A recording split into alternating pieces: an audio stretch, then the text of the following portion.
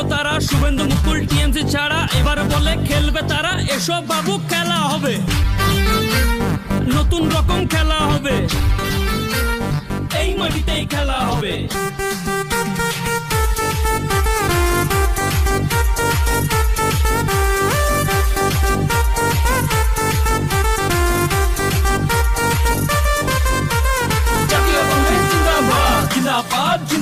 ওই দিদির পায়ে হাওয়াই চটি, ভাই পরা সব কোটিপতি। দিলীপ করে চিটিংবাজি, দেবাংশু করে মুখবাজি, দাদা আমার অধীর আছে।